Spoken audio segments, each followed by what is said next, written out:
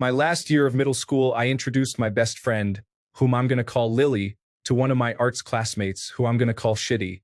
They dated for around 7 years, all through high school and uni, until she found right after graduation Shitty'd been cheating on her with his classmate from uni, Catty Cat. Lily and Shitty took language lessons at a small school next to a big shopping mall, and after their breakup I went with her there so she could CA not communicating all her classes. I'd been giving her grand speeches about how life would take care of teaching the guy a lesson, all this crap. After being done with CA not communicating gelation fees, papers, and all, we went into the mall for a feel-better dessert.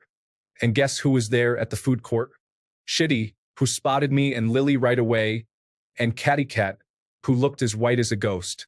Shitty literally dragged Catty Cat towards us, who were both frozen because, can you believe it, and forced Catty Cat, who clearly wanted to be anywhere but there, to greet Lily, and asked Lily, "Are you not going to talk to me?"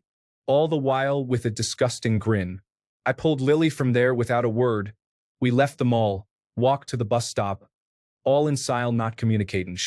After I had digested what had just happened, I told Lily, "You know what I said about life? Forget it, it's going to take too long." I know what I did afterwards was illegal, and only later would I realize how catastrophic it could have been.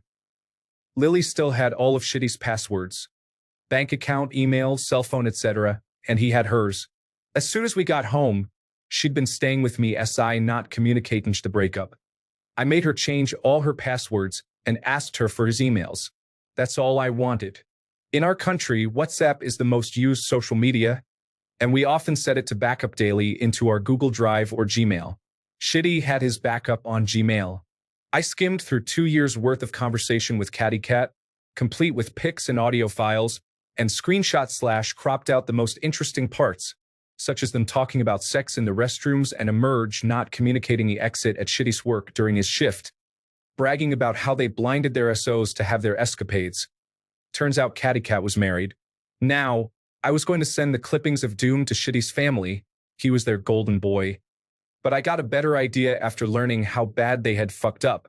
So I tracked down Shitty's boss on LinkedIn, got his work email, found Catty Cat's husband on FB, and, using a throwaway account, sent them the bomb. Heard through the grapevine Shitty got fired, but cried literally for a second not communicating, and was on probation at work. One more fuck up and but bye. Not the outcome that I wanted, but meh. Fast forward a few months, I was talking to my cousin and she was telling me about how her FIA not communicating just colleague was traveling all over the world, and he recently posted some pictures at a bar made of ice and she wanted to travel there too. She showed me the picture the guy had posted. Lo and behold, traveling colleague was Catty Cat's ex-husband, Rick. I asked her how she knew Rick, and she told me he was her FIA not communicating just friend and work colleague. I didn't tell her about my shenanigans, only said Rick's ex-wife and my best friend's ex had cheated on her, and I not communicating conspicuously, I hope. Asked my cousin how Rick was, how it must have been a sad breakup for him, and did she spill the TA.